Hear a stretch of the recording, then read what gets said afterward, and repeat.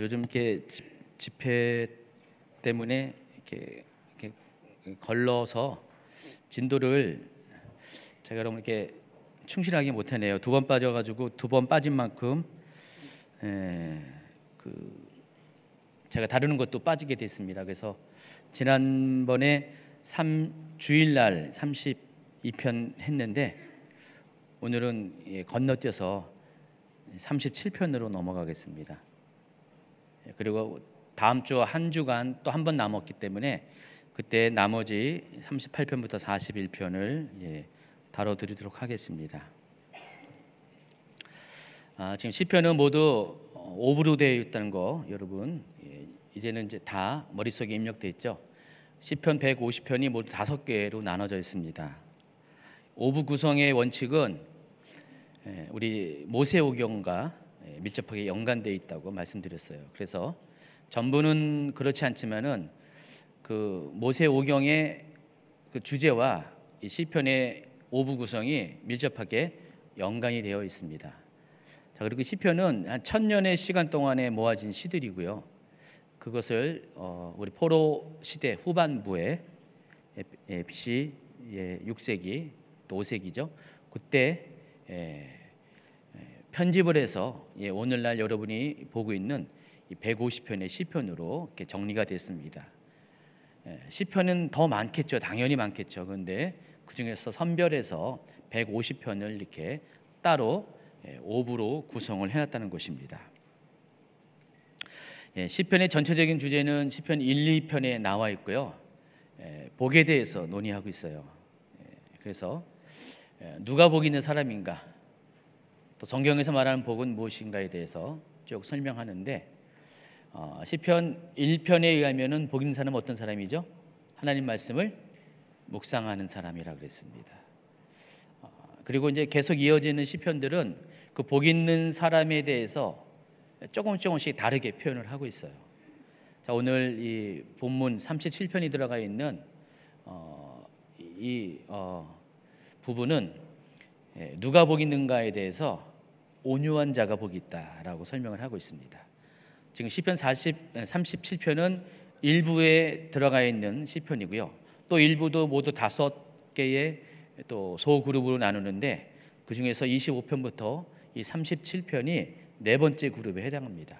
그럼 네 번째 그룹의 결론부예요. 그래서 그 결론이 뭐냐? 온유한 자가 복이 있는데 그 복의 내용이 뭐라고 했죠? 땅을 취한다는 것입니다. 자, 이 내용이 우리 마태복음 5장 5절에도 나와 있어요. 온유한 자는 복이 있나니 저가 땅을 기업으로 받을 것입니다. 자, 그 마태복음 5장 5절에 온유한 자가 받을 복이 실은 시편에서 이미 언급되었던 것입니다. 그래서 이 온유한 자라는 온유하다라는 표현들이 이 시편 25편부터 37편에는 굉장히 많이 이렇게 나와 있습니다. 비중이 많이 있다는 것입니다. 온유라는 단어가 여기에 굉장히 많이 나와 있어요. 자, 시편 25편부터 37편 이 네 번째 제1권의 네 번째 그룹은 이렇게 여러분 이렇게 192페이지 보는 것처럼 이렇게 동심원 구조로 되어 있습니다. 동심원은 원이 점점 안쪽으로 이렇게 작게 들어가서 가운데 있는 원에서 원에 해당하는 내용이 주제라고 그랬어요. 그래서 이게 이 25편부터 37편까지의 시들이 이런 식으로 동심원 구조로 되어 있어서 20편부터 30편까지가 결과적으로 이 소그룹에서 말하고자 하는 핵심적인 내용이라는 것입니다. 그리고 이제 오늘 이제 다루는 37편은 이 동심원 구조에서 맨 뒤쪽에 말미에 있어요. 그리고 맨 앞에 25편이 있는데 이 두 장 모두가 25편과 37편 모두가 뭐에 대해서 얘기하냐면은 온유한 자에 대해서 이야기하고 있어요. 그래서 한번 25편 9절을 한번 읽어보면은 온유한 자를 정의로 지도하시며 온유한 자에게 그의 도를 가르치시로다. 또 13절에 그의 영혼은 평안히 살고 그의 자손은 땅을 상속하리로다. 그래서 그는 온유한 자를 가리킵니다. 그러니까 온유한 자의 자손은 땅을 상속하리로다. 25편에 나와 있어요. 이 소그룹의 첫 번째 시에 해당하는 25편에 온유한 자가 땅을 상속으로 받을 것이다 라고 했는데, 이 마지막 번에 놓여 있는 37편에도 온유한 자에 대해서 똑같이 이야기를 하고 있습니다. 그러나 온유한 자들은 땅을 차지하며 풍성한 화평으로 즐거워하리로다. 그래서 이걸 가리켜서 약간의 전문 용어, 이미 여러분에게는 전문 용어가 아니라 일상적인 용어가 됐죠. 인클루지오 구조라고 그랬습니다. 수미상관법 해가지고 서두와 말미에 양쪽에다가 어떤 특별히 반복되는 단어, 문장, 주제, 모티브들을 집어넣어서 결과적으로 그 안에 있는 내용이 그것을 설명하기 위해서 이런 구조로 되어 있다고 했습니다.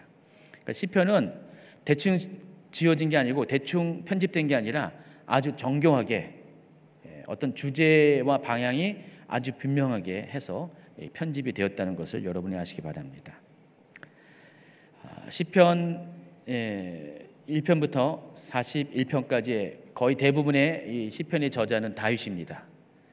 여기도 마찬가지로 시편 37편의 저자도 다윗입니다. 그런데 이 시편은 아마도 다윗의 생애 중에서 후반부에 늙음악한 때에 지어졌을 가능성이 많이 있습니다. 왜냐하면 내용 자체가 그래요. 내용이 굉장히 인생을 오래 산 사람만이 할 수 있는 그런 내용들, 그런 교훈들을 담고 있기 때문에 그렇습니다.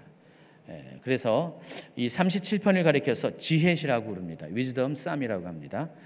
여러분 쌈 하니까 뭐 쌈으로 들립니까? 영어로 쌈이 그 시란 뜻이에요. 시편. 그래서 지혜시라고 부릅니다. 25편도 지혜시고요. 37편도 지혜시예요. 그래서 지혜시가 이 소그룹의 앞뒤, 서두와 말미에 이렇게 인클루저 구조로 되어 있다는 것입니다. 그리고 이 37편에는 두 종류의 사람을 소개합니다. 정반대의 길을 가는 사람. 누굴까요? 의인과 악인입니다. 시편 전체가 다 비슷한 이야기를 해요. 시편 전체는 다 의인과 악인에 대한 대조를 많이 하고 있습니다. 1편부터 그렇잖아요. 1편의 기준에 의하면은 누가 의인이고 누가 악인이죠?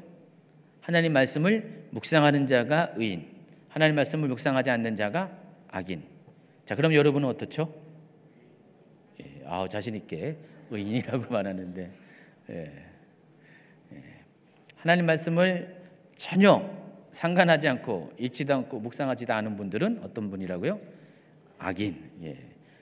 시편의 기준에 의하면 그렇다는 것입니다. 여기는 시편의 전체 안에서 한 부분이기 때문에 여기도 마찬가지예요. 이 시편 37편도 시편 전체의 기준에 영향을 받습니다. 그래서 누가 의인인지 누가 악인인지는 그 하나님 말씀과 하나님 말씀 묵상함과 그렇지 않음과 연관이 되어 있다는 것을 알 수가 있습니다. 특별히 이 37편에는 이 두 종류의 사람을 소개하면서 그들의 인생의 결국에 대해서 이야기를 하고 있습니다. 그래서 악인들의 결국이 어떻다고 말하냐? 하나님의 심판을 받는다고 말합니다. 반면에 의인들은 하나님부터 복을 받게 된다 그랬습니다. 제가 시편 1편 얘기하면서 여러분에게 제일 먼저 꺼냈던 것이 복의 내용 얘기했어요. 지난 32편 이렇게 설교할 때도 복에 관한 이야기를 했죠. 시편에서 구약에서 복을 가리키는 두 가지 단어가 있다고 했어요. 바라크하고 아슈레라는 단어입니다. 이 바라크는 어떤 복을 가리키죠? 무조건적인 하나님의 은혜로 말미암은 복.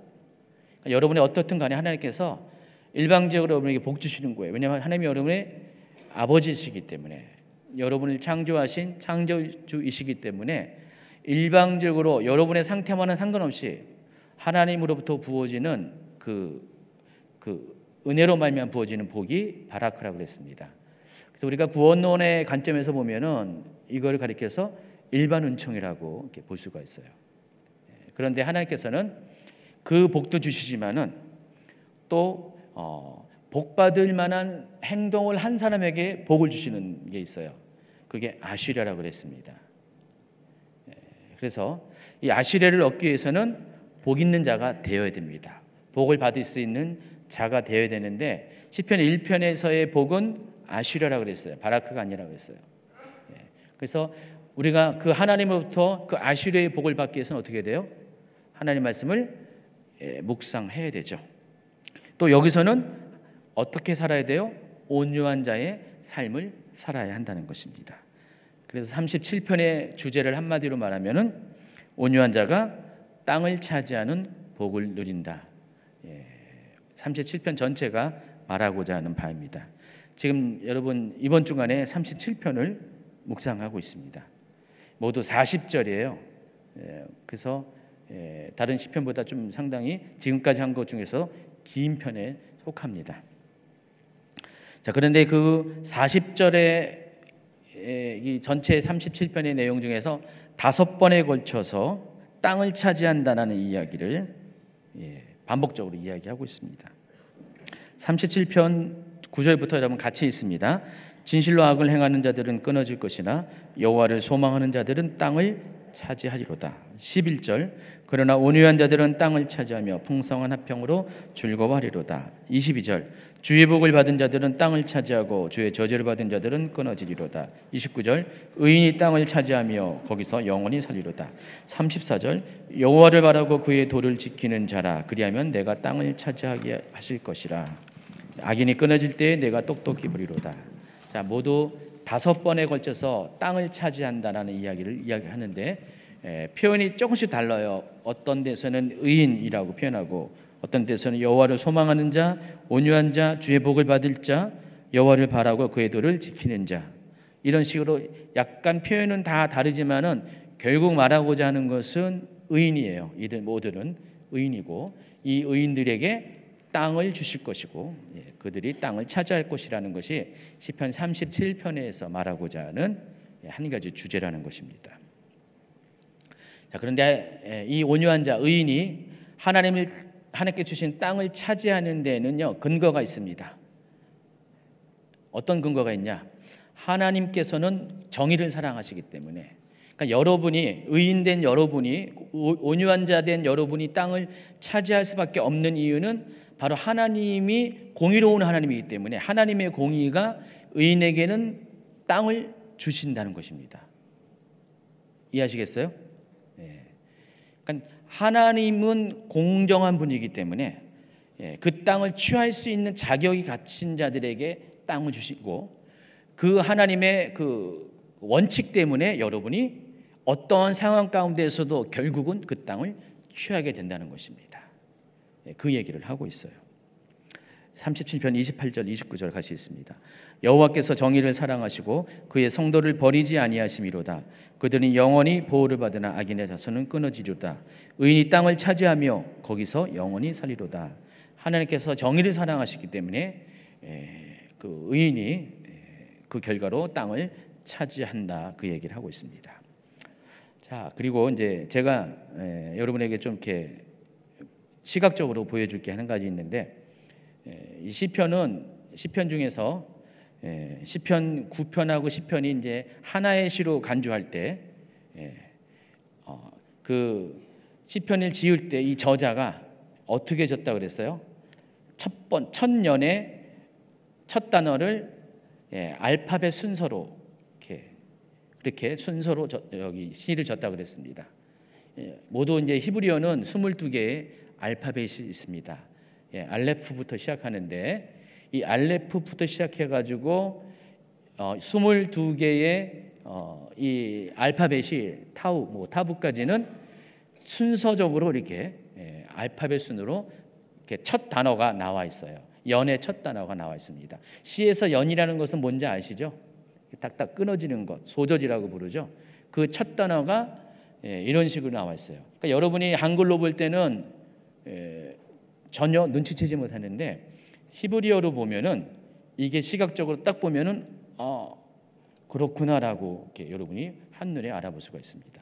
그래서 한번 이 37편을 한번 시각적으로 보여드리겠습니다. 그래서 제가 가진 그 성경을 스캔을 아주 정교하게 한다고 했었는데 책이 이렇게 두꺼워요. 그러니까 이 안에 접히는 부분이 제대로 안 나와가지고 할 수 없이 그 부분을 잘랐어요.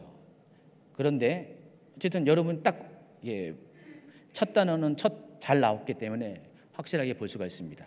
자, 보시면은 물론 여러분 눈에는 저 히브리어가 글자인지 그림인지 분간이 안 간 분이 대부분이시지만은 많이 하다 보면 이제 글자로 보이겠죠. 그때 예전에 그 이스라엘 선교사님이 한 6개월 공부해야지 글자로 보인대요. 예. 그래서 그렇지만은 자세히 보시면은 이제 확인할 수가 있죠. 자, 히브리어 성경이에요, 저게. 성경을 보면은 저런 식으로 히브리어는 다 자음으로 되어 있고요. 밑에 모음은 후대의 학자들이 모음 기호를 만들어서 발음하기 편하게 한 거예요. 그래서 다 자음문으로 된 문자입니다. 자, 보시면 알레프부터 시작해가지고 이렇게 쭉 그 연마다 저런 식으로 첫 단어가 알파벳 순으로 이렇게 쓰여졌다는 것을 알 수가 있습니다. 잘 보이시죠? 이해하시죠? 저런 식으로 되어 있어요. 저걸 가리켜서 영어로 아크로스틱 쌈, 또 닭간체 형식. 닭간체라는 것을 제가 단어 검색했더니 머리 장단을 맞추다라는 뜻이래요. 머리 장단을 딱딱 맞춰서 첫 단어를 그렇게 그 알파벳으로 맞춰서 이렇게 지었다는 뜻입니다. 그래서 9편하고 10편이 하나로 볼 때 닭간체 형식의 알파벳이고요. 25편, 34편, 그리고 37편 오늘 하는 거 111편, 112편. 그리고 가장 이 닭간체 형식 알파벳으로서 가장 유명한 것이 119편이죠. 119편은 한 연이 모두 8절로 돼 있어요. 그러니까 8절마다 이렇게 끊어서 알파벳 순으로 해가지고 아주 정확하게 한 연에 알파벳 첫 하나에 8절로 해가지고 모두 22개의 알파벳이니까 몇 절이 되겠어요? 8 곱하기 22 계산해 보세요. 176절. 176절이 아주 정확하게 끊어져 있어요. 그래서 여러분이 이런 식으로 알파벳 시를 보면은 어때요? 기억에 남지 않을까요? 여러분 머릿속에 신기하지 않아요? 와, 신기하다 해가지고 딴 건 몰라도 이거는 머릿속에 잘 입력이 될 거예요. 관심을 가질 거예요. 그렇죠? 뭐 관심 안 가져도 상관없어요. 근데 여러분이 히브리어로 정말 독자가 돼서 읽으면은 일반 시보다는 확실히 다를 거예요. 느낌이 다를 거예요. 그래서 그런 강조하는 그 의미로서 이렇게 닭간체 형식, 아크로스틱 쌈, 알파벳 시를 지었습니다. 시편이 이런 것이 아주 두드러집니다. 다른 나라 언어에는 이게 없어요. 오직 히브리어에만 이게 있대요. 히브리어가 참 독특한 언어죠. 시편만 있는 게 아니라 다른 구약 성경에 부분적으로도 이런 닭간체 형식으로 된 장들이 좀 있습니다. 그래서 이걸 한번 보시면은 집에 가서 한번 곰곰이 잘 보세요. 그럼 재밌을 거예요. 뜻은 몰라도 글자를 보니까 어떻게 이렇게 딱딱딱 맞췄나. 물론 이 37편은 100% 짜임새가 정확하게 한 건 아니에요. 약간의 좀 차이는 있어요. 그래도 거의 이렇게 정확도가 높은 이 아크로스틱 쌈이라는 것, 닭간체 형식 알파벳이라는 것을 알 수가 있습니다. 자, 제가 몇 주 전부터 좀 이렇게 강의 스타일을 바꿨어요. 좀 여러분이 좀 이렇게 어려운 얘기들을 이제 그동안 많이 했잖아요. 뭐 어떤 구조, 뭐 판넬 구조다, 동심원 구조다, 인클루드 구조다 해가지고 뭐 전체적으로 보는 그런 방식으로 이해하는 통으로 보는 것을 많이 했는데 몇 주 전부터 바꿨어요. 이제는 좀 개론이 아니라 강론으로 들어가자 해서 강론으로 바꿨더니 이렇게 은혜가 되시나 봐요. 그렇죠? 전체적으로 하니까 은혜가 별로 안 됐어요. 어려웠는데 강론으로 하니까, 왜냐면은 실제적인 얘기를 바로 하니까. 그러다 보니까 문제가 뭐냐? 많은 걸 못 다뤄요. 그 단점이 있어요. 오늘도 40절을 다루려면은 한 몇 시간 필요해요. 그래서 제가 앞에 중요한 전반절하고 뒷부분에 조금만 이 강론적으로 다루고 나머지는 다 통으로 다뤄버렸어요. 그런 단점은 있어요. 그렇지만 그럼에도 불구하고 좀 이렇게 강론으로 다룰 수 있는 것들은 다루도록 좀 해보려고 합니다. 다음 주에 38편부터 41편도 4개의 시가 있기 때문에 어떻게 될지 몰라요. 해봐야 알아요. 그래서 자 37편 1절부터 7절이 첫 번째 단락으로 나눌 수가 있는데 이 전체의 주제가 한마디로 말하면 악인의 형통을 불평하지 말라. 그리고 오늘 강의의 전체 주제이기도 합니다. 악을 행하는 자들 때문에 불평하지 말며 불의를 행하는 자들을 시기하지 말지어다. 그들은 풀과 같이 속히 배임을 당할 것이며 푸른 채소같이 쇠잔할 것이미로다. 여호와를 의뢰하고 선을 행하라. 땅을 머무는 동안 그의 성실을 먹을거리로 삼을지어다. 또 여호와를 기뻐하라. 그가 내 마음의 소원을 내게 이루어 주시리로다. 내 길을 여호와께 맡기라. 그를 의지하면 그가 이루시고 내 의를 빛같이 나타내시며 내 공의를 정오의 빛같이 하시리로다. 여호와 앞에 잠잠하고 참고 기다리라. 자기 길이 형통하며 악한 꾀를 이루는 자 때문에 불평하지 말지어다. 자, 1, 2절을 이제 함께 보도록 하겠습니다. 여러분이 한번 1, 2절을 읽어볼까요? 악을 행하는 자들 때문에 불평하지 말며 불의를 행하는 자들을 시기하지 말지어다. 그들은 풀과 같이 속히 배임을 당할 것이며 푸른 채소같이 쇠잔할 것이미로다. 요즘 우리 한국 사회가 아주 난리가 났습니다. 그렇죠? 탄핵 사건 이후에 이 사회의 모습을 한마디로 표현하면은 분리, 분열이죠. 다 모든 것들이 서로 대립되는데 그 정도가 아주 심하고 심합니다. 그래서 이념적으로 확실하게 지금 양쪽으로 양극화됐어요. 진보와 보수, 또 세대도 많이 나눠졌습니다. 지금은 좀 약간 덜한데 탄핵이 한참 진행될 때 어떻게 해요? 부모 세대와 자녀 세대가 완전히 나눠졌어요. 집안에 완전히 냉랭한 기류가 있었어요. 여러분 애들한테 여러분 자녀들한테 20대 자녀들한테 말을 못했잖아요. 그리고 20대 자녀들은 부모한테 말을 하면 도저히 답답해가지고 말이 안 통해가지고 아마 그때 이후로 사이가 안 좋은 부모 자녀 세대도 아마 있을 것입니다. 지금은 좀 덜한 것 같은데 아주 심각했었어요. 또 뭐가 있죠? 또 신앙적으로도요. 교회 안에서도 아주 극우 또 극자가 있어요. 신앙적으로도요.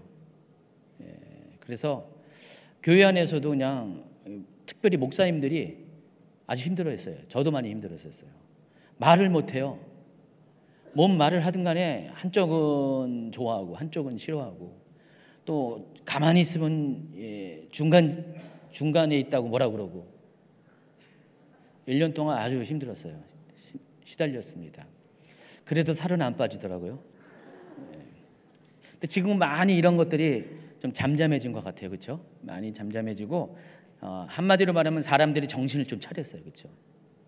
이제는 그것 때문에 서로 극한 대립보다는 서로 이해하고 또 감정적으로 반응하지 않고 좀 기다려줄 줄 아는 여유가 좀 생긴 것 같습니다.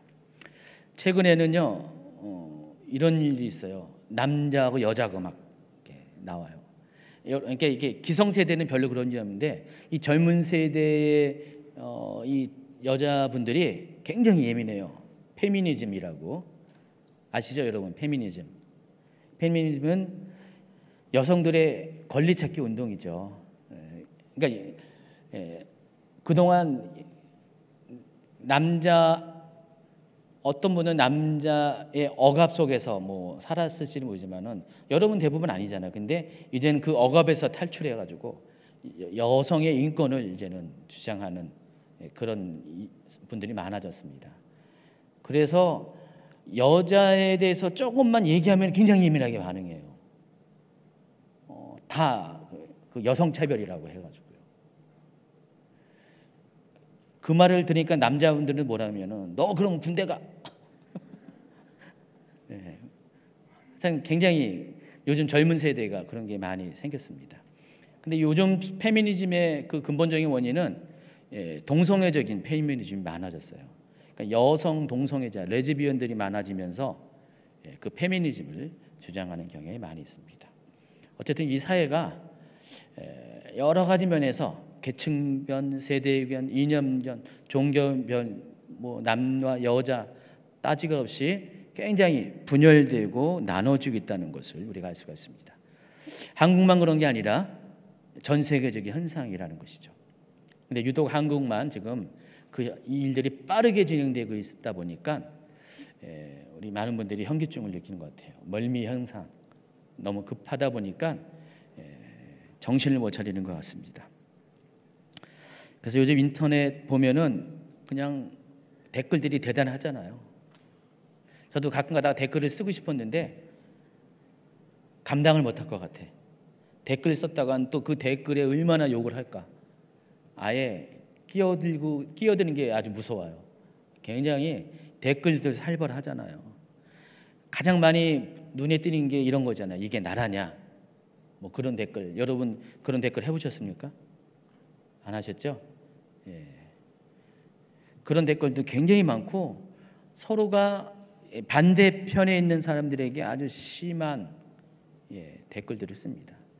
불과 한 5년 전만 해도요. 이 정도로 댓글 단다는 거는 상상도 못했고요. 만약에 그렇게 댓글 달았다, 정말 뭔 일이 났겠죠. 근데 지금은 뭐 그냥 설사 대통령에 대해서 뭐라고 하더라도 워낙에 그런 사람이 많으니까 아마 그런 거 다 잡아가려면은 감옥이 모자랄 거예요. 엄청 많이 그런 일들이 일어나고 있습니다. 사람들이 쉽게 분노해요. 쉽게 불평불만을 쏟아내고 또 많은 상처를 주고받고 있습니다.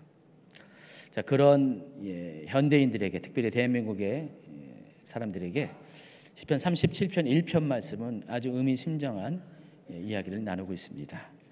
악을 행하는 자들 때문에 불평하지 말며 불의를 행하는 자들을 시기하지 말지어다.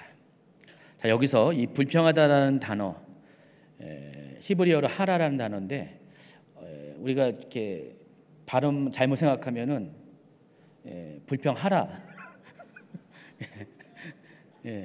그렇게 오해를 할 수가 있습니다. 발음이 하라예요. 히브리어로. 그럼 불평하라는 거야. 자, 이 하라라는 단어가 뜻이 불타오르다, 뜨거워지다 이런 뜻이 있습니다. 그래서 마치 분노가 사람을 열받게 한다는 표현이 있죠. 뜨겁게 하는 그것을 의미합니다. 여러분 불평을 하게 되면 어떻게 해요? 열 받잖아요. 열을 받아야지 불평을 하게 되는 거잖아요. 그래서 이 불평을 하지 말라는 이유는 말하는 것은 결국은 열받지 말라는 것이죠.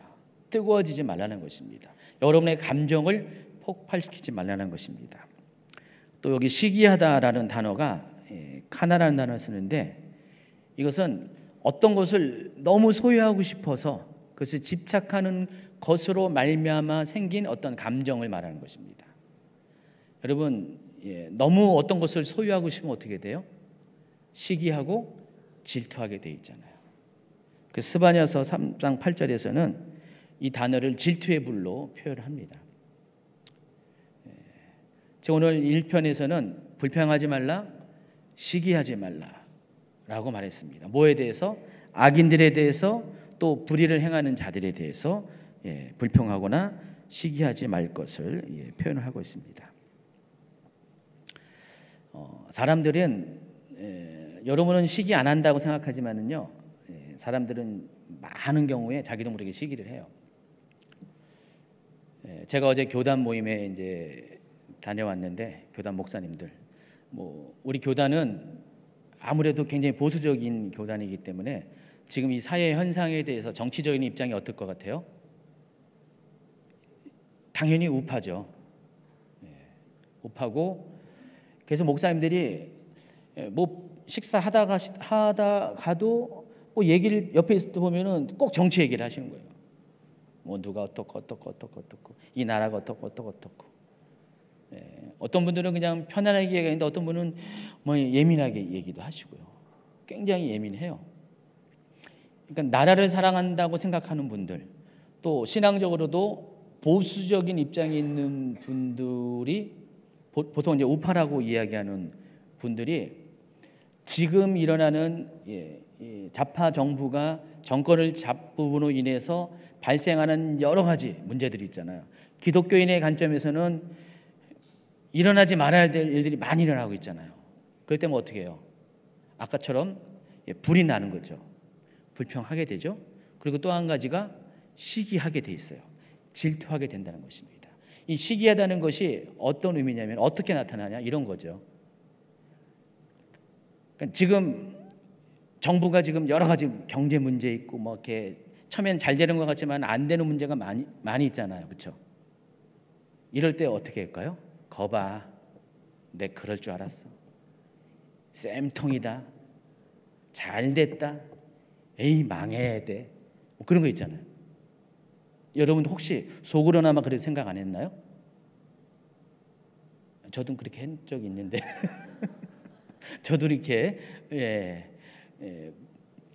속상할 때가 있잖아요. 막 반기독교적인 하나님하고는 거리가 먼 행동들을 할 때 속상하잖아요. 제가 공개적으로는 표현을 안 해도 개인적으로는 속상하잖아요. 내 마음 한쪽에 잘 되지 않기를 바라는 마음이 있다니까요. 실은 그게 여기 시기하다예요. 여기 시기 안 했어요? 그래서 여러분 했잖아요. 솔직히 얘기해 보세요. 시기한다니까요. 바로 그러한 우리의 마음 속에 있는 감정들이 시기하다예요. 이 가나라는 단어가 그렇게 사용됐다는 것입니다. 자, 그런데 제가 그런 여러분에게 지금 뭐라 그러는 게 아니에요. 그럴 수가 있다니까요. 열 받을 수 있고 시기할 수가 있어요. 질투할 수가 있어요. 때로는 속에 있는 것을 밖으로 쏟아낼 수도 있는데 지금 여기서 이 1절에서 말하는 바는 그것을 완전히 하지 말라 그 얘기는 아니에요. 여기가 이 두 단어, 이 하라라는 단어, 이 카나라는 단어, 이건 동사 원형이고요. 이것이 문법적으로는 미완료형 시제로 되어 있어요. 미완료형이라는 것은 뭐죠? 현재 진행이라는 뜻이죠. 지금도 계속 진행되고 있다는 것입니다. 그래서 이것은 계속적인 현재적으로도 계속되어지는 어떤 상태를 나타내는 것이에요. 자, 그런데 무엇 하지 말라라는 부정어 이 아리라는 단어와 함께 사용되어 가지고 결국 뭐예요? 불평하지 말라. 시기 질투하지 말라. 계속해서 지속적으로 계속 그 얘기를 하는 거예요. 한 번 이 말을 한 것이 아니라 계속해서 불평하지 말라, 계속해서 시기하지 말라라는 그런 이야기를 하고 있다는 것입니다. 그래서 여러분 때로 여러분 속에 불평하고 시기하는 마음이 생길 수가 있어요.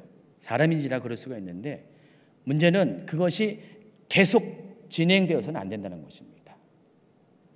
한 번, 두 번 부분적으로 우리는 한때 그렇게 할 수가 있는데 여러분이 날마다 계속 불평하고 계속 시기하는 것은 이것은 문제가 있다는 것이죠. 지금 그 얘기를 하는 거예요. 그러니까 너희들이 계속해서 어떤 사람에 대해서 어떤 사건에 대해서 계속적인 불평을 하지 말라. 계속적인 시기 질투를 하지 말라. 그런 이야기를 하고 있습니다. 왜 그렇게 하지 말라는가? 두 가지 이유 때문에 그렇습니다. 그러니까 여러분이 계속 지속적으로 불평하고 시기하면 어떻게 될까요? 망가지는 건 여러분 자신이죠. 여러분의 인격이 손상됩니다. 처음에는 그 정도가 아니었는데 어느 날 괴물로 바뀌어 있어요. 여러분이 계속 불평하고요, 계속 시기해 보세요. 여러분 바뀌어 있어요.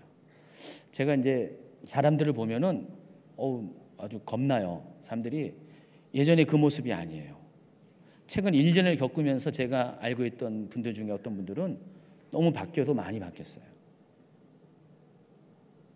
너무 애국자가 되다 보니까 너무 과격해지고 거칠어지고 너무 전투적인 분들이 많이 생겨났어요. 그래서 마음 한쪽에 너무 안타까웠어요. 안타깝고 이것이 어느 정도에서 끝났어야 되는데 계속 날마다 불평하고 날마다 시기하니까 모든 바라보는 관점이 뭐예요? 뭔 잘한 일이 있어도 저쪽 진영에서 잘한 일이 있어도 인정 안 해요. 조금만 일만 잘못하면 난리가 나요. 이거는 좌회에 있는 사람이나 우회에 있는 사람이나 똑같아요. 그래서 결국 이것 때문에 자기 자신이 망가진다는 것입니다. 또 뭐가 있어요? 하나님을 불신하게 돼요.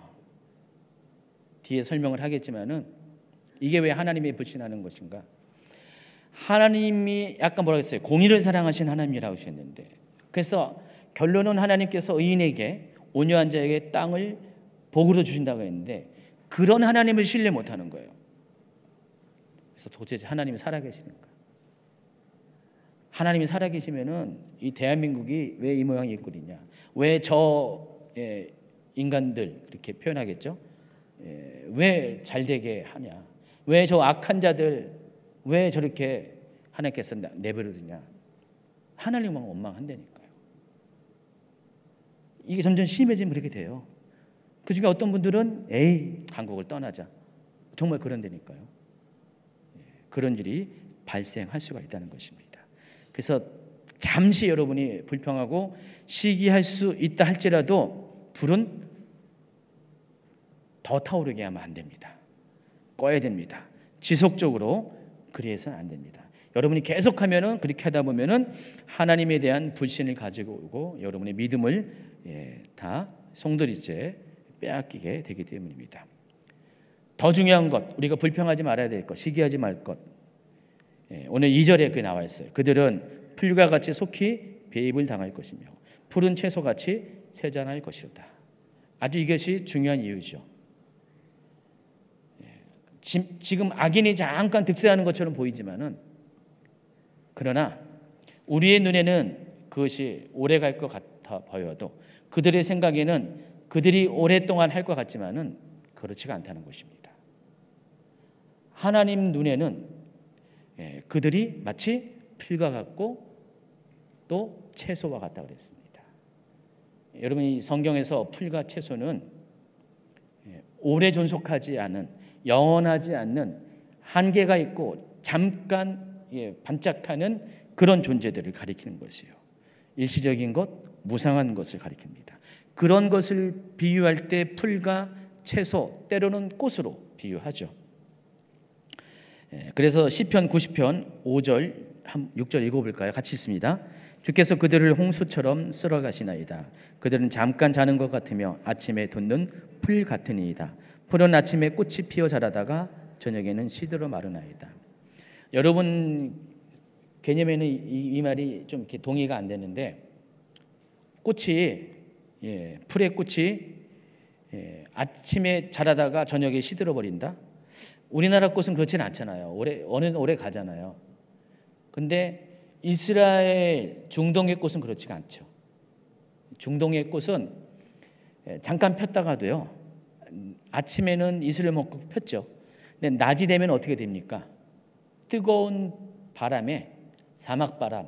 특별히 이스라엘은 동쪽에서 사막에서 바람이 불어와요. 뜨거운 바람이 불어요. 또 모래도 섞인 바람이 들어요. 동풍이 그래요. 동풍이 불어오면 어떻게 돼요? 금방 싱싱했던 것이 금방 시들어 버려요. 아침에는 꽃이 폈던 것이 저녁 때는 금방 시들어 버린다는 것입니다. 그래서 그런 표현들이 굉장히 성경에 유독 많이 나오고 있습니다. 시편 103편 15, 16절. 인생은 그날이 풀과 같으며 그 영화가 들의 꽃과 같도다. 그것은 바람이 지나가면 없어지나니 그 있던 자리도 다시 알지 못한다 그랬어요. 여기서 바람은 무슨 바람이요? 동풍이를 말하는 것입니다. 129편 6절. 그들은 지붕의 풀과 같을지어다. 그것은 자라기 전에 마르는 것이라. 또 이사야 40장 7절. 풀은 마르고 꽃이 시듬은 여호와의 기운이 그 위에 불미라. 이 백성은 실로 풀이로다. 이스라엘 백성이 풀이라고 했습니다. 잠깐 반짝하나 하나님이 없는 이 악한 자들은 금방 시드는 풀과 꽃과 같다는 것입니다. 야고보서 1장 10절 11절 같이 있습니다. 부한 자는 자기의 낮아짐을 자랑할지니 이는 그가 풀의 꽃과 같이 지나감이라. 해가 덥고 뜨거운 바람이 불어 풀을 말리면 꽃이 떨어져 그 모양의 아름다움이 없어지나니 부한 자도 그 행하는 일에 이와 같이 세잔하리라 그랬어요. 결과적으로 이 말씀을 통해서, 특별히 2절을 통해서 또 여러 가지 이렇게 인용되는 이 구절들을 통해서 여러분이 알아야 될 것 뭡니까? 악인의 존재는 어떤 것이에요? 풀과 채소, 꽃과 같은 존재라는 것입니다. 잠깐 피어나고 자라는 것처럼 보이지만은 화려한 영광을 보이는 것 같지만은 악인의 말로는 어떻게 해요? 하나님의 바람, 하나님의 기운이 불어지면 어떻게 해요? 금방 시들어 버리고 형체조차도 남아있지 않는다는 것입니다. 여러분, 하나님도 악인을 사용하십니다. 언제 사용하세요? 악한 날에 사용합니다. 그렇지만 그 악인을 그대로 존속하시니까 사용하는 그 이유가, 필요가 없어지면은 하나님은 어떻게 해요? 그들을 심판하신다는 것입니다. 그래서 우리 눈에는 악인이 득세하는 것처럼 보이지만은 아까 말씀한 것처럼 하나님의 공의 때문에, 하나님의 정의가 악인의 득세를 영원토록 허락하지 않는다는 것입니다. 하나님의 공의는 반드시 악인은 결국은 심판을 받을 것이고 의인은, 온유한 자는 복을 받는데 땅을 차지하게 하신다고 분명히 말씀하고 계시다는 것입니다.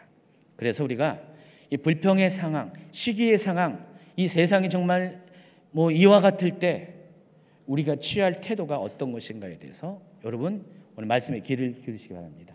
자, 그 이야기가 3절부터 7절까지가 구체적으로 나와 있습니다. 여호와를 의뢰하고 선을 행하라. 땅에 머무는 동안 그의 성실을 먹을거리로 삼을지어다. 또 여호와를 기뻐하라. 그가 내 마음의 소원을 내게 이루어 주시리로다. 내 길을 여호와께 맡기라. 그를 의지하면 그가 이루시고 내 의를 빛같이 나타내시며 내 공의를 정오의 빛같이 하시리로다. 여호와 앞에 잠잠하고 참고 기다리라.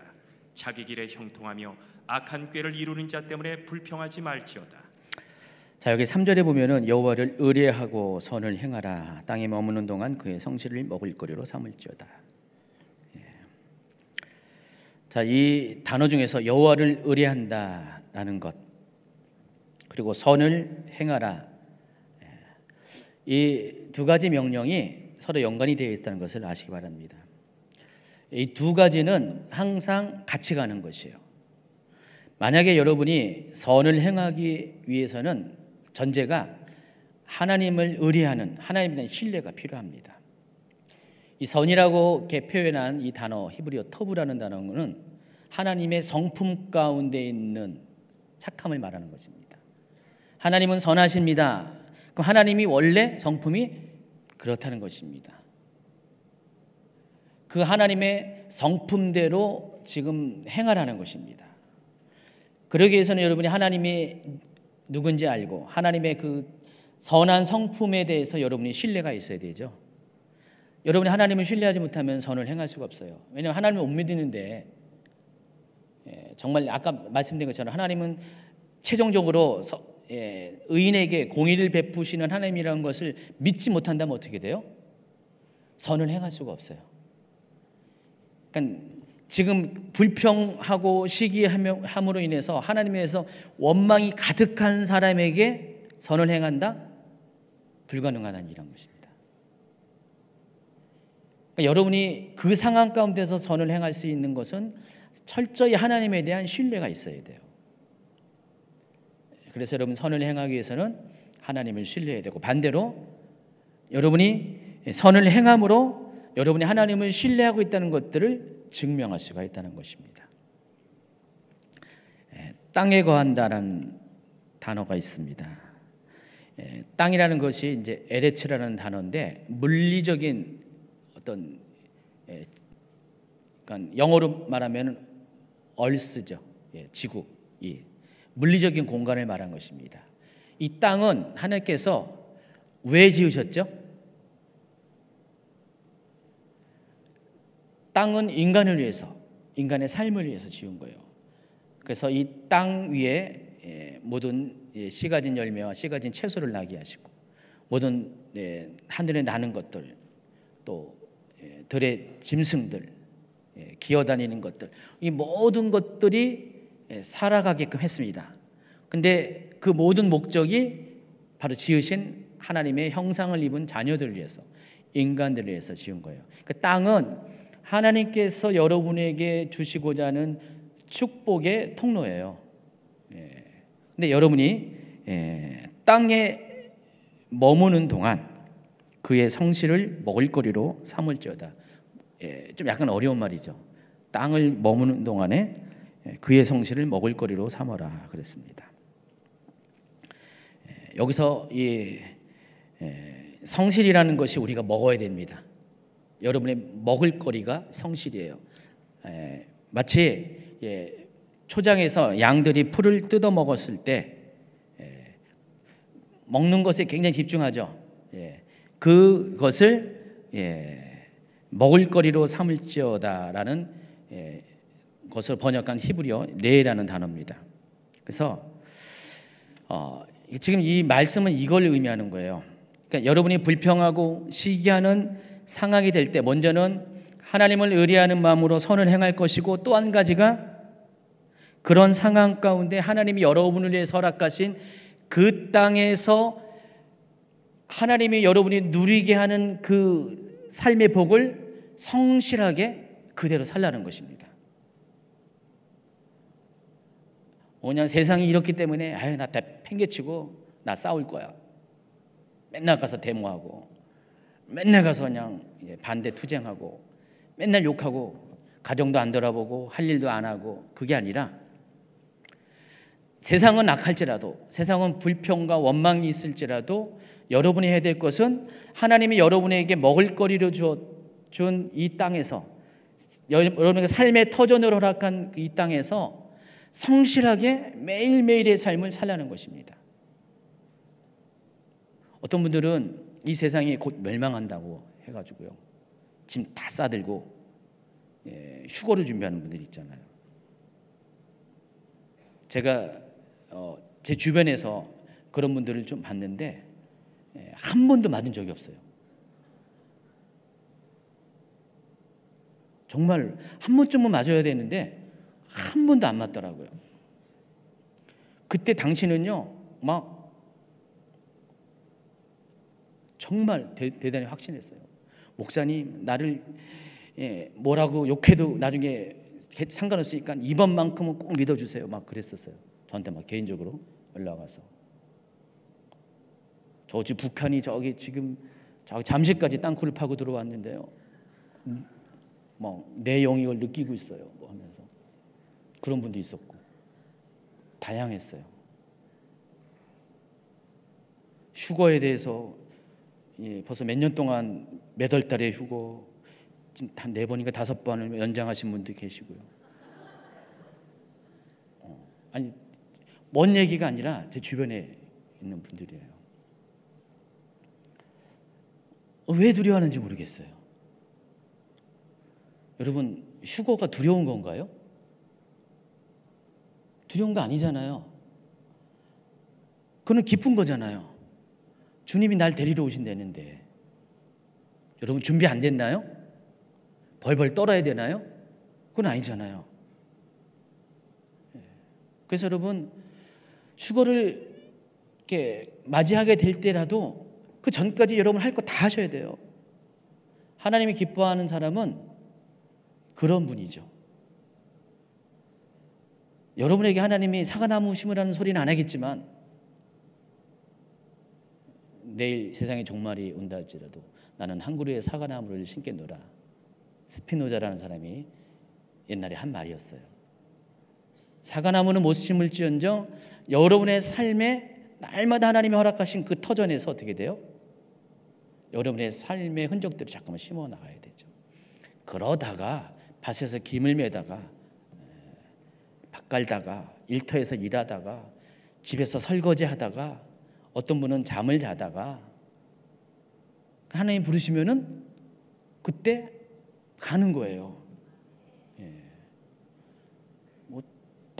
딴 화려한 옷 입으라고 준비한 것도 아니에요. 하나님이 흰 옷은 여러분에게 당연히 알아서 입혀주실 것이고요. 여러분이 그렇게 최선을 다해서 살다 하나님 부르시면 가면 되죠. 그게 바로 오늘 여기서 말하는 바죠.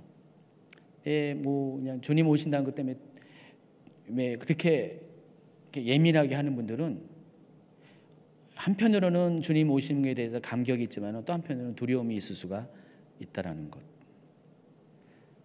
요즘 하도 한국 전쟁 얘기가 많이 나와가지고요. 한국에 전쟁 나면은 제가 또 얘기하는데 어디 갑니까, 여러분? 여러분 받아주는 데가 있나요?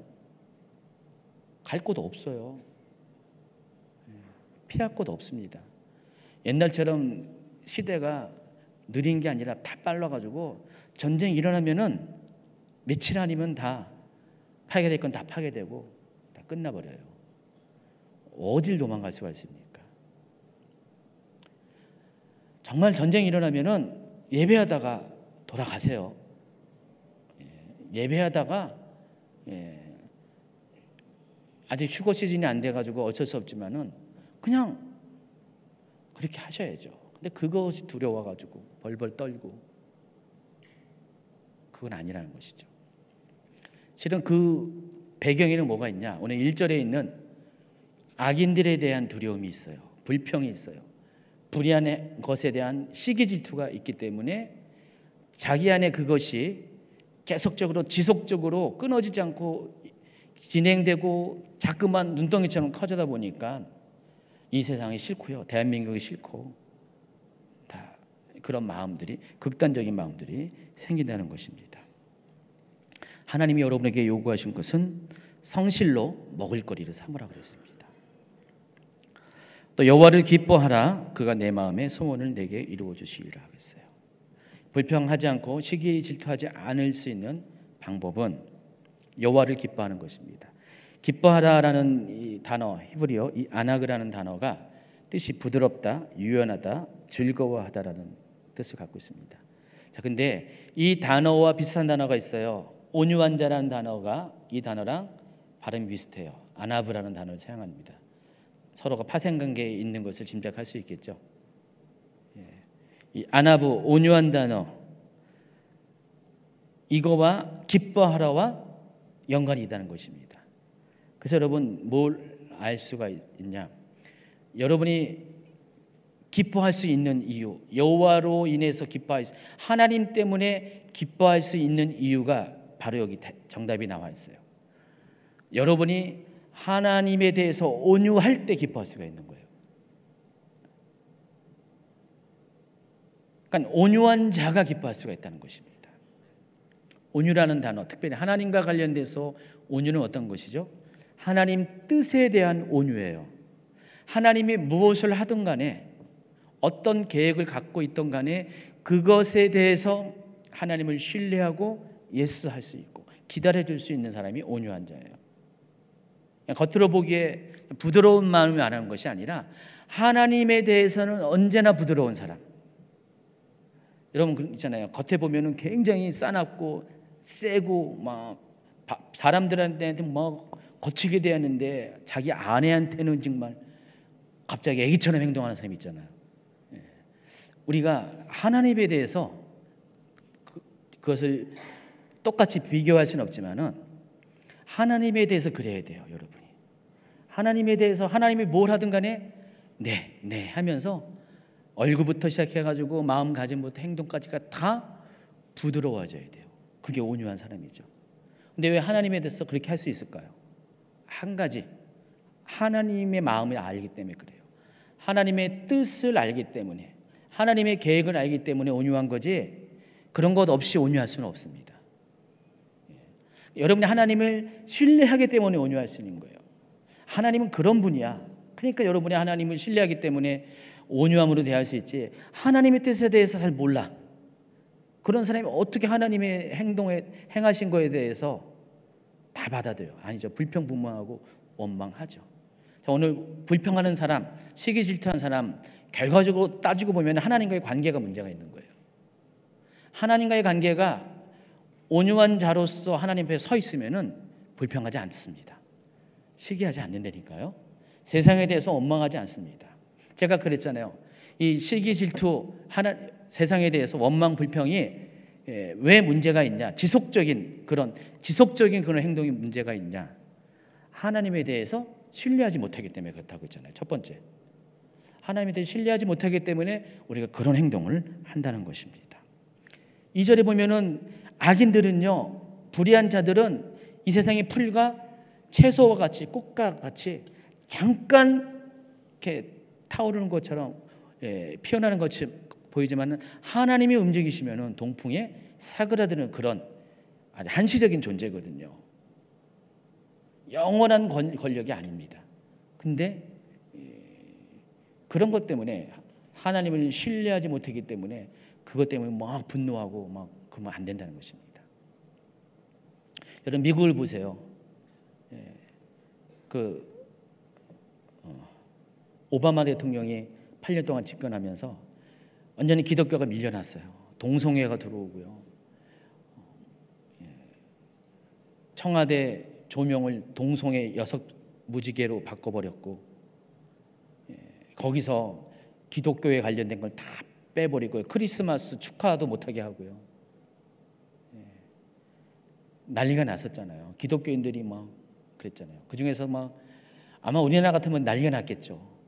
근데 미국 기독교인들은 좀 나은 것 같아요. 온유한 것 같아요. 그 가운데서 기도하고요, 중보하고. 그랬더니 하나님 어떻게 해요?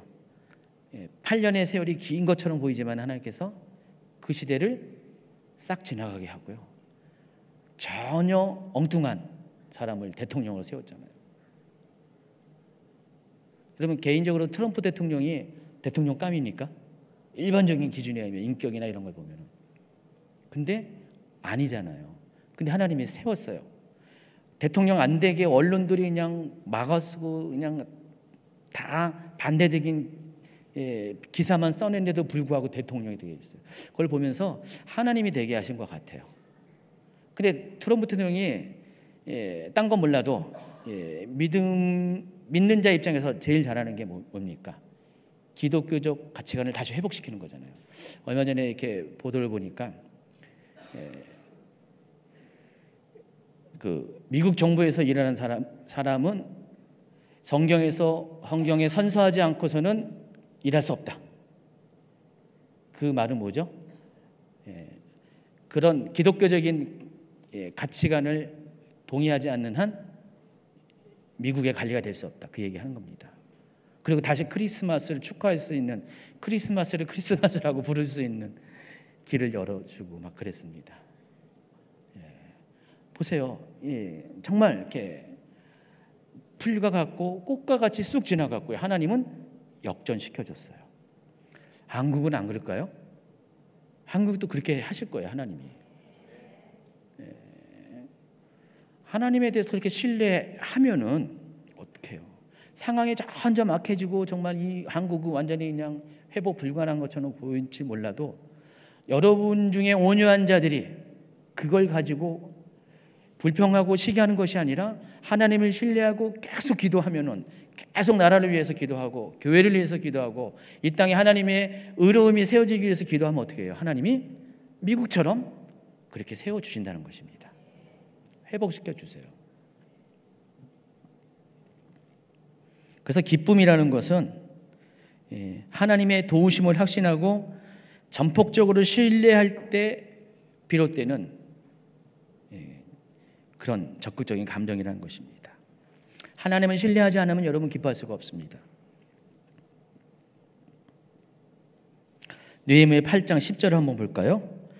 같이 있습니다. 느헤미야가 또 그들에게 이르기를 너희는 가서 살찐 것을 먹고 단 것을 마시되 준비하지 못한 자에게는 나누어 주라. 이날은 우리 주의 성일이니 근심하지 말라. 여호와로 인하여 기뻐하는 것이 너희의 힘이니라. 아나그하는 것, 하나님으로 인해서 기뻐하는 것이 여러분 삶 가운데 힘이 된다는 것입니다. 여러분 그래서 개인적인 고난이 있을지라도요 기뻐하셔야 돼요. 원망 불평하는 것은요 여러분 스스로 더 나락으로 빠져들게 하고요, 이 세상에 대해서 시기 질투하고 악인은 멸망해야 되는데 잘 되는 악인을 보면서 막 그렇게 하는 것, 여러분의 절대로 도움이 되지 않습니다. 그래서 불평하지 말라, 시기하지 말라. 그럼 어떻게 해야 됩니까? 우리가 해야 될 것은 우리의 시선을 어떤 악인, 악한 환경, 불의한 것에 쏟는 것이 아니라 여러분의 시선을 옮겨야 돼요. 어디로 옮겨요? 하나님한테 옮깁니다. 그래서 여러분은 이 세상이 정말 이렇게 혼란스러울수록 여러분 더 집중할 것이 예배하는 거고요, 말씀이고요, 하나님께 기도하는 것입니다. 세상이 어렵고 힘들수록 막 멸망하는 것처럼 여러분이 그렇게 보일지라도 여러분이 계속해서 찾아야 될 것, 하나님의 얼굴을 구하는 것입니다. 풍랑이는 갈릴리 바다에서 예수님이 계셨잖아요. 풍랑이 막 일어나는데 당연히 그들이 놀라고 두려움에 빠질 수밖에 없습니다. 정말 죽을 것 같은 상황이었어요. 근데 자세히 살펴보면 예수님이 계셨거든요. 진작에, 아니, 철저하게 어떤 분은 예수님이 계셨기 때문에 예수님이 있으니까 뭐 예수님이 죽으면 나도 죽지, 뭐 그런 논리로 그냥 예수님을 신뢰하니까, 예수님이 하나님인데 어떻게 예수님이 죽어? 나도 절대 안 죽어. 그래서 예수님처럼 옆에 가서, 아마 이렇게 우리 자매님 같은 예수님 옆에 가가지고 손을 꽉 잡고 예수님과 같이 잠을 청할 거예요. 그런 생각 안 해보셨어요? 아니면은 빨리 가가지고 예수님을 이렇게 흔들어 깨우든지. 근데 제자들은 뒤늦게 풍랑이 일어가지고 거의 죽을 것 같으니까 그때 가서 예수님을 바라봅니다. 시간이 많이 지체되니까. 뭐 그때라도 바라보니까 살았죠. 근데 우리가 미리 바라봐야 되죠. 그런 상황 가운데 처음부터 예수님 바라봐야 되죠. 많은 분들이 예수님을 믿는다고 하면서 예수님을 안 바라봐요. 자꾸만 상황만 바라봐요. 여러분의 주변에 어려운 환경들만 자꾸만 바라봐요. 예수님을 바라보는 건 머릿속에 있어요. 근데 여러분이 행동으로는 그렇지 않을 때가 많이 있다는 것입니다. 그러나 이런 것을 많이 겪어본 분들은 하나님이 어떤 분인지 알잖아요. 하나님이 과거에 어느 때 나를 이렇게 도우셨고 나를 이렇게 만나주셨다는 것들이, 그것이 여러분 가운데 데이터가 되고 실증이 돼가지고 믿음으로 딱 단단히 서 있으면 어떻게 돼요? 여러분 바로바로 믿음으로 반응할 수가 있어요. 이 사람이 온유한 사람이라는 것입니다. 자, 5절, 내 길을 여호와께 맡기라. 그를 의지하면 그가 이루시고. 이 맡긴다라는 단어가 갈랄이라는 단어가 사용됩니다. 옮기다, 굴리다, 흘러내리다. 맡긴다는 건 그거예요. 여러분 속에 있는 무거운 짐을 옮겨버리는 거예요. 굴러버리는 것입니다. 이해하시겠어요? 여러분이 하나님한테 나를 맡긴다, 내 모든 환경을 맡긴다는 것은 여러분을 짓누르고 있는 모든 환경들을 굴러서 던져버리는 것을 의미한다는 것입니다. 그래서 이 갈랄은 신뢰하다라는 뜻도 가지고 있습니다. 맡긴다는 것은 포기가 아닙니다. 나 포기할래, 그게 아니라 맡긴다는 것은 내 스스로 의지적으로 내 모든 염려들을 집어 던져버리고 하나님을 의탁하는 거예요. 하나님이 책임져 주십시오. 갈랄, 맡기다라는 뜻입니다. 포기가 아닙니다. 적극적인 의탁을 말하는 것입니다. 6절에 내 의를 빛같이 나타내시며 내 공의를 정오의 빛같이 하시리로다. 6절은 5절에서 이어지는 것입니다. 여호와께 맡기는 자, 의탁하는 자에게 어떤 복이 이어지는가, 내려지는가를 그 후반부에 이어서 5절 후반부에서 말하고 있습니다. 여기 보면은 네 가지의 단어가 나옵니다. 내 의, 내 공의, 빛같이, 정오의 빛같이. 근데 저는 여러분 잘 보시면은 내 의나 내 공의나 그 말이 그 말인 것 같잖아요. 또 빛같이, 정오의 빛같이도 비슷한 말을 하고 있죠. 자, 이런 식으로 히브리어에서는 똑같은 말을, 비슷한 말을 반복적으로 사용할 때가 많이 있습니다.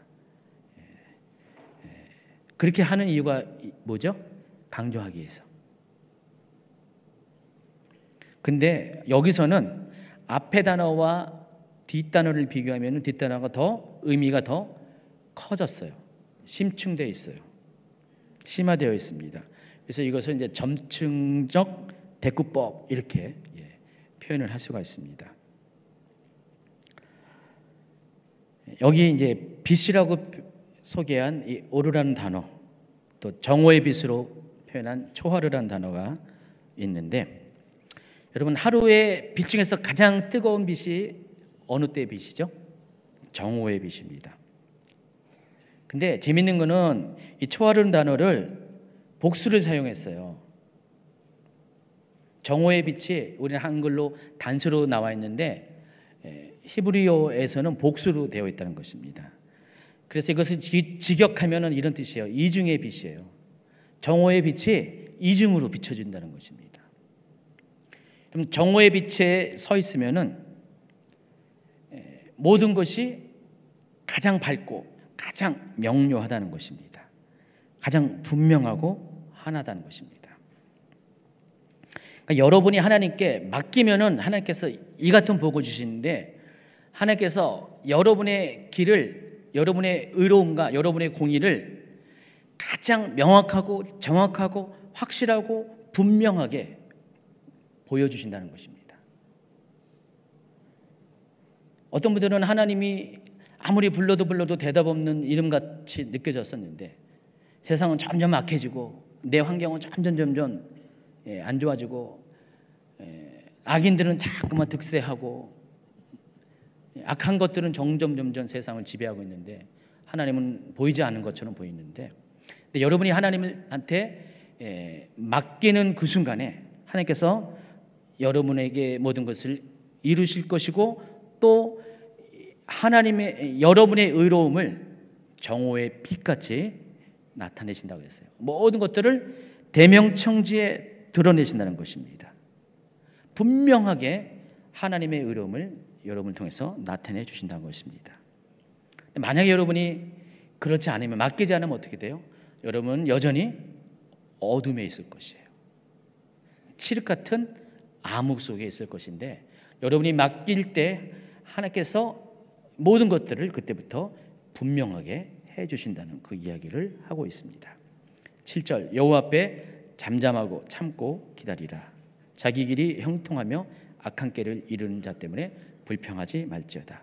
우리가 잠잠해야 될 이유, 하나님에 대한 신뢰가 있기 때문입니다. 하나님에 대해서 신뢰하는 사람은 잠잠할 수가 있어요.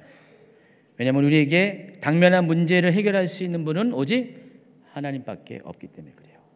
그래서 여러분이 해야 될 것은 하나님 잠잠하면서, 세상에 대해 잠잠하면서 시편 기자처럼 여호와여 일어나소서, 악인들의 일을 꺾어 주소서, 그런 기도를 탄원을 해야 된다는 것입니다. 시편 62편 1절과 5절을 계속해서 여러분 읽도록 하겠습니다. 나의 영혼이 잠잠히 하나님만 바라며 나의 구원이 그에게서 나오는도다. 나의 영혼아 잠잠히 하나님만 바라라. 물은 나의 소망이 그로부터 나오는도다. 나의 영혼에게 잠잠히 하나님만 바랄 것을 명령하고 있습니다. 그 이유가 구원이, 소망이 하나님께부터 나오기 때문에 그렇습니다. 8절부터 20절 두 번째 단락은 제가 이제 지금 같은 방식으로 하면은 몇 시간 걸려요. 그래서 이거는 이제 간단하게 짚고만 넘어갈 겁니다. 불평하지 말아야 될 이유에 대해서 이야기하고 있습니다. 8절부터 20절까지. 분을 그치고 노를 버리며 불평하지 말라. 오히려 악을 만들 뿐이라. 진실로 악을 행하는 자들은 끊어질 것이나 여호와를 소망하는 자들은 땅을 차지하리로다. 잠시 후에는 악인이 없어지리니 내가 그곳을 자세히 살필지라도 없으리로다. 그러나 온유한 자들은 땅을 차지하며 풍성한 화평으로 즐거워하리로다. 악인이 의인치기를 꾀하고 그를 향하여 그의 일을 가는도다. 그러나 주께서 그를 비웃으시리니 그의 날이 다가옴을 보심이로다. 악인이 칼을 빼고 활을 당겨 가난하고 궁핍한 자를 엎드러뜨리며 행위가 정직한 자를 죽이고자 하나 그들의 칼은 오히려 그들의 양심을 찌르고 그들의 활은 부러지리로다. 의인의 적은 소유가 악인의 풍부함보다 낫도다. 악인의 팔은 부러지나 의인은 여호와께 붙드시는도다. 여호와께서 온전한 자의 날을 아시나니 그들의 기업은 영원하리로다. 그들은 환난 때에 부끄러움을 당하지 아니하며 기근의 날에도 풍족할 것이나 악인들은 멸망하고 여호와의 원수들은 어린 양의 기름같이 타서 연기가 되어 없어지리로다. 자, 불평하지 말아야 될 이유에 대해서 이렇게 쭉 조목조목 설명했습니다. 여기 이 8절은 1절을 반복하고 있습니다. 1절에 불평하지 말라, 시기하지 말라 그랬는데 여기서 분을 그치고 노를 버리고 불평하지 말라 그랬습니다. 불평하지 말아야 될 이유가 뭐라고 했어요? 뒷부분에 악을 만들어내기 때문에 그렇습니다. 여러분, 불평은 사태를 더 악화시킵니다. 불평하다 보면은 상대방을 정죄할 것이고 분노로 인해서 실은 자기가 더 큰 악한 일을 행할 수가 있어요. 그렇기 때문에 많은 사람들이 이 불평하다가 분노하다가 싸우고 심지어 전쟁까지 일으키는 일들이 많이 있습니다. 그래서 여러분이 하나님을 신뢰한다면은 이 문제를 해결할 수 있는 유일하고 궁극적인 심판자는 하나님인 것을 인정하고 아까 뭐라고 해서 하나님께 맡기라 그랬어요. 갈라라라 그랬어요. 그리고 또 이 어떤 면에서 이 악인들은 증오의 대상이 아니라 긍휼의 대상임을 여러분이 인정하시기 바랍니다.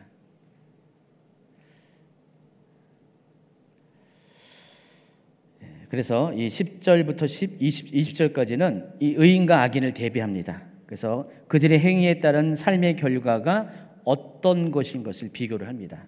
결론은 이거예요. 의인 곧 온유한 자는 땅을 차지하고 풍성한 합병으로 즐거워할 것이다. 11절이죠. 또 악인들 곧 하나님에 대해서 강팍한 자들은 멸망하고 연기가 되어서 없어지게 될 것이다. 아까 1절과 2절의 말을 지금 반복하고 있다는 것을 알 수가 있습니다.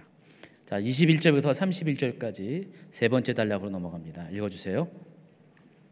악인은 꾸고 갚지 아니하나 의인은 은혜를 베풀고 주는도다. 주의 복을 받은 자들은 땅을 차지하고 주의 저주를 받은 자들은 끊어지리로다. 여호와께서 사람의 걸음을 정하시고 그의 길을 기뻐하시라니 그는 넘어지나 아주 엎드러지지 아니하면 여호와께서 그의 손으로 붙드심이로다. 내가 어려서부터 늙기까지 의인이 버림을 당하거나 그의 자손이 걸식함을 보지 못하였도다. 그는 종일토록 은혜를 베풀고 구워주니 그의 자손이 복을 받는도다. 악에서 떠나 선을 행하라. 그리하면 영원히 살리니 여호와께서 정의를 사랑하시고 그의 성도를 버리지 아니하심이로다. 그들은 영원히 보호를 받으나 악인의 자손은 끊어지리로다. 의인이 땅을 차지하며 거기서 영원히 살리로다. 의인의 입은 지혜로우며 그의 혀는 정의를 말하며 그의 마음에는 하나님의 법이 있으니 그의 걸음은 실족함이 없으리로다. 자, 이 단락은 의인이 누려야 할 영원한 복에 대해서 이야기하고 있습니다. 그러니까 여기 쭉 보면은 하나님께서 의로운 자에게 의인에게 이러한 복을 주실 것이라고 이야기합니다. 여기서 두 번에 걸쳐서 의인이 땅을 차지하게 될 것을 강조합니다. 22절, 29절 있습니다. 주의 복을 받들은 땅을 차지하고 또 의인이 땅을 차지하며 두 번에 걸쳐서 계속적으로 반복하는 것이 의인이 또 온유한 자가 땅을 차지하게 될 것을 강조합니다. 그리고 31절에 보세요. 그의 마음에는 하나님의 법이 있으니 그의 걸음은 실족함이 없으리로다. 시편 1편과 연관해서 의인이 복을 누리는 이유가 그의 마음속에 하나님의 말씀이 있기 때문에. 지금 이제 시간 관계상 이렇게 빨리빨리 이거 대충 하는 거니까 핵심적인 것만 여러분 머릿속에 담아두시기 바랍니다. 32절부터 40절까지 마지막 단락입니다. 악인이 의인을 엿보아 살해할 기회를 찾으나 여호와는 그를 악인의 손에 버려두지 아니하시고 재판 때에도 정죄하지 아니하시리로다. 여호와를 바라고 그의 도를 지키라. 그리하면 네가 땅을 차지하게 하실 것이라. 악인이 끊어질 때 네가 똑똑히 보리로다. 내가 악인의 큰 세력을 본즉 그 본래의 땅에 서 있는 나무잎이 무성함과 같으나 내가 지나갈 때 그는 없어졌나니 내가 찾아도 발견하지 못하였도다. 온전한 사람을 살피고 정직한 자를 볼지어다. 모든 화평한 자의 미래는 평안이로다. 범죄자들은 함께 멸망하리니 악인의 미래는 끊어질 것이나 의인들의 구원은 여호와께로부터 오나니 그는 환난 때에 그들의 요새시리로다. 여호와께서 그들을 도와 건지시되 악인들에게서 건져 구원하시는 그를 잊지 않을 까닭이라. 여기도 또 한 번 걸쳐서 다섯 번째로 34절에 온유한 자, 의로운 자가 땅을 차지할 것에 대해서 이야기를 하고 있죠. 그리고 이 32절 이하는 악인들의 최후와 의인들의 누릴 복에 대해서 또 분리해서 설명을 하고 있습니다. 그 32절, 33절을 같이 읽어보면은 악인이 의인을 엿보아 살해할 기회를 찾으나 여호와는 그를 악인의 손에 버려두지 아니하시고 재판 때에도 정죄하지 아니하신다 그랬어요. 그러니까 악인들이 하는 일이 기회만 있으면 의인을 죽이려고 합니다. 그런데 사탄이 하는 일이죠. 하나님께서는 언제나 악인 가운데서 의인들을 건져내신다는 것, 그리고 심판 때에 의인들은 정죄하지 않는다는 것을 이야기합니다. 그렇기 때문에 결론이 뭐예요? 범죄자들은 함께 멸망하리니 악인의 미래는 끊어질 것이나 의인들의 구원은 여호와로부터 오나니 그는 환난 때에 그들의 요새시로다 그랬습니다. 그러니까 악인과 의인의 결과가 이렇게 차이가 있다라는 것입니다. 지금 이제 쭉 해왔던 이 시편 37편, 시편 제1권 네 번째 단락, 이게 저거 잘못했네요. 25편에서 37편인데 마지막 시예요. 그래서 주제가 온유한 자는 땅을 차지하게 된다는 것입니다.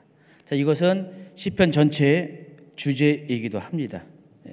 그래서 우리가 이 이야기가 시편에만 이야기 나온 것이 아니라 실제로 온유한 자가 어떻게 땅을 차지하는지를, 그 과정을 제가 창세기 26장의 이삭의 이야기를 소개하고 오늘 말씀을 마치고자 합니다.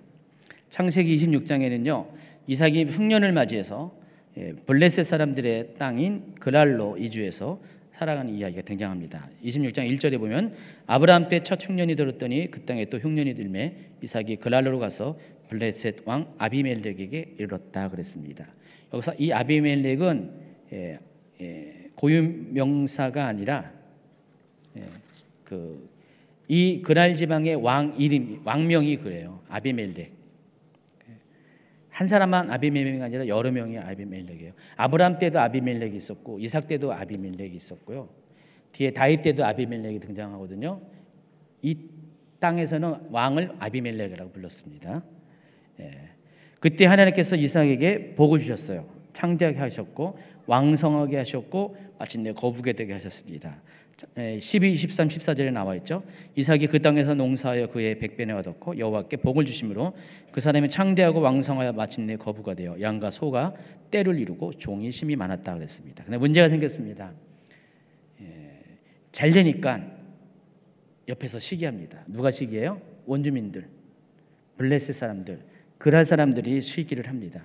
그래서 그들이 하는 행동이 이삭의 아버지 때에 파놓았던 우물이 있는데 그것을 메꿔버리는 거, 흙으로. 여러분, 그 우물이라는 존재는 이 지역에서는 굉장히 소중한 거예요. 우물이 있어야지 농사도 짓고 우물이 있어야지 가축도 먹입니다. 우물이 없으면은 딴 데로 가야 돼요. 살 수가 없어요. 여기는 비가 1년에 200mm 정도밖에 안 오는 아주 그 사막과 경계 지역이기 때문에 물이 굉장히 귀한데, 그래서 여러분 부엘세바 같은 데 가면은 우물이 있어요. 부엘세바에 지금 그 텔 부엘세바에 보면은 우물 유적이 있거든요. 그게 어떤 거냐면은 빗물을 모아놓은 우물이에요. 근데 여기서 말하는 것은 빗물이 아니라 땅을 파서 수원지에서 어차피 스며든 거죠. 이걸 우물을 발견하면 어떻게, 그때 사람들은 있잖아요. 따봉. 정말 이렇게 우물 파는 게 어려운 일인데 발견하는 건 쉽지가 않아요.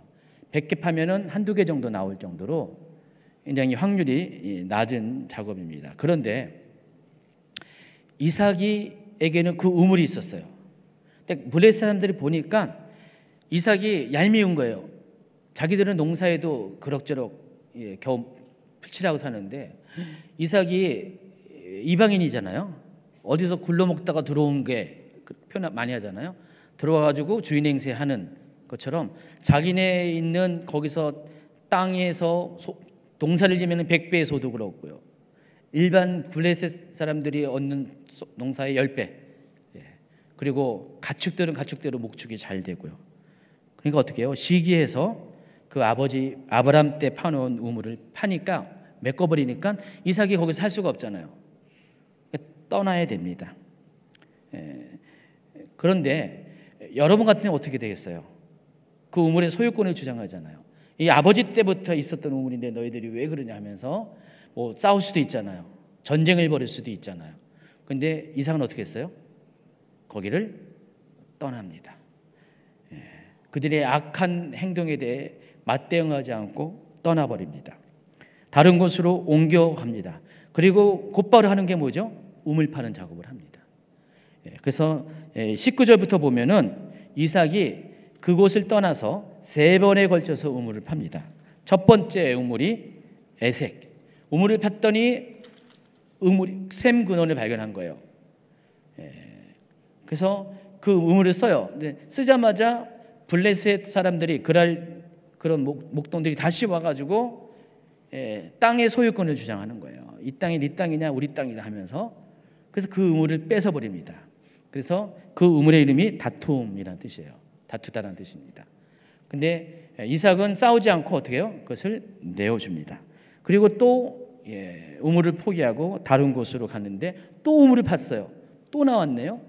신나, 대적함이라는 뜻입니다. 두 번의 우물을 또 여기까지 아까 거까지 3번째 우물이죠. 첫 번째는 아예 메워버렸고 이 2가지 우물은 그들이 빼서 가졌습니다.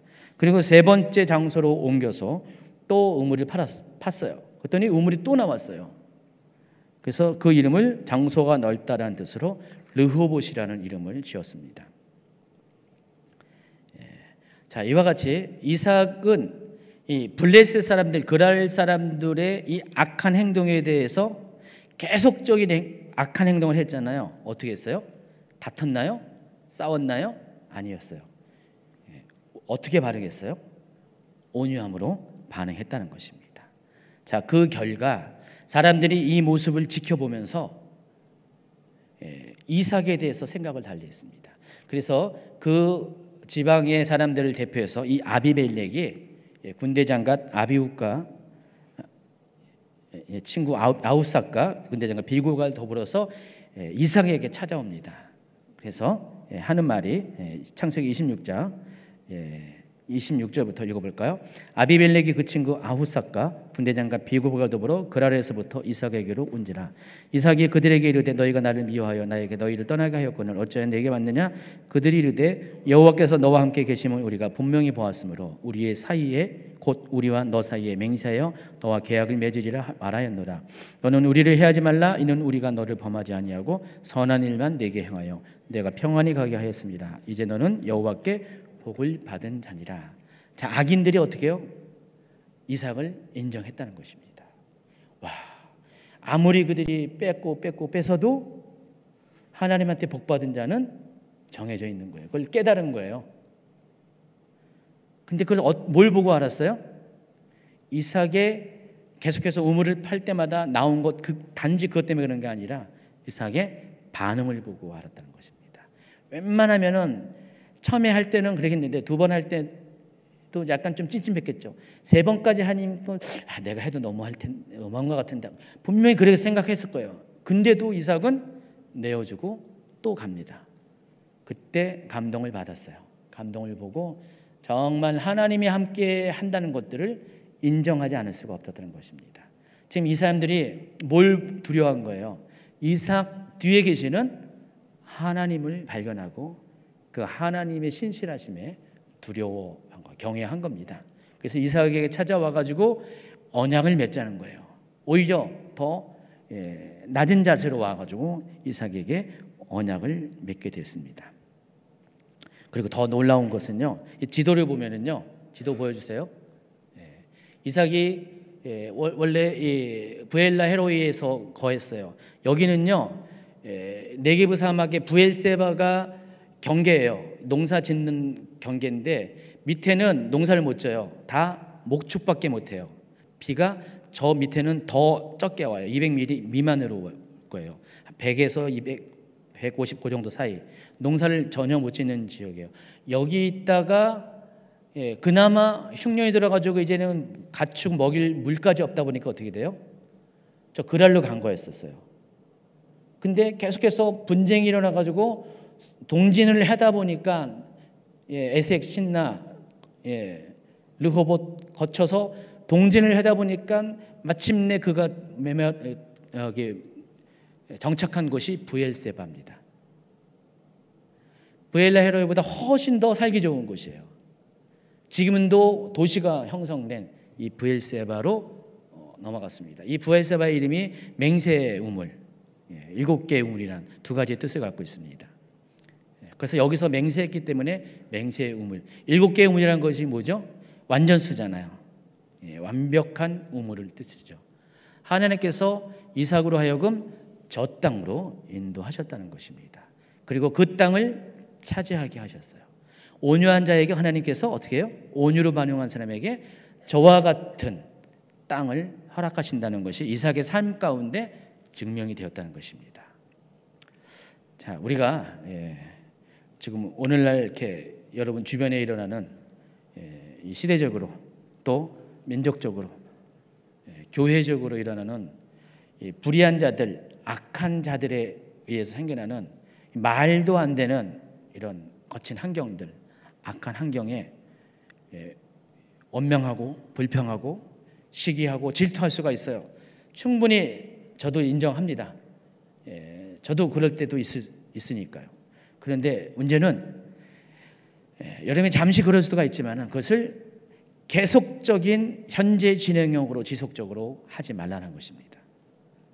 여러분이 계속해서 그렇게 하다가는 어떻게 돼요? 결과가 어떻게 돼요? 악인이 파놓은 그 불평 불만의 덫에 여러분이 빠지게 됩니다. 악한 마귀가 여러분을 실족시키고자 하는 그 환경의 덫에 여러분이 빠지게 됩니다. 그래서 여러분 자신을 망치게 되고요. 또 하나님이 여전히 비록 악인이지만 긍휼히 여기는 그 사람을 또 망치게 되고요. 또 하나님에 대해서 여러분이 불신하게 됩니다. 그래 하나님이 여러분에게 온유한 자가 되었을 때 주고자 하는 그 복을 받지 못하게 된다는 것입니다. 그래서 조금만 여러분 인내하세요. 조금만 굴뚝에 온도를 낮추세요. 뭐 이렇게 막 열받고 막 화낼래도 여러분 남편한테 막 혹시 그런데도 조금만 참으세요. 하나님이 아셔. 이 남편 변하게 하실 거예요. 여러분 주변에 이삭을 찾아보세요. 어느 집사님 보니까 정말 그렇잖아요. 그렇게 참고 참았더니 남편이 확 바뀌어가지고요. 간증하는 분 많이 있잖아요. 그걸 보면서 하나님 저렇게 신실한 분이야. 하나님은 우리 남편 바꿔줄 거야. 우리 자녀들 분명히 돌아오게 할 거야. 여러분 이렇게 신뢰하세요. 신뢰하면은 하나님이 여러분의 그 온유함을 보시고요. 때가 되면은 하나님의 때가 되면은 땅을 기업으로 주신다니까요. 땅을 차지하게 될 거예요. 그래서 모든 사람들이 인정하는 이삭과 같은 그런 아브라함과 같은 그런 사람으로 반드시 세워줄 것을 기대합니다. 그래서 이제 앞으로 이제 신문, 인터넷 이런 거 보고 화내지 마세요. 그냥 그럴 때마다 하나님이 나한테 중보하라고 그러신 거구나. 그래서 마음을 품고 나라 민족을 위해서 기도하세요. 하나님, 저 미국 보셨잖아요. 미국 이렇게 바뀌었잖아요. 하나님, 대한민국도 바뀌게 해주세요. 대한민국 교회도 그렇게 되게 해주세요. 그렇게 기도하고 세상을 바꾸는 여러분 되기를 예수님이 축원합니다.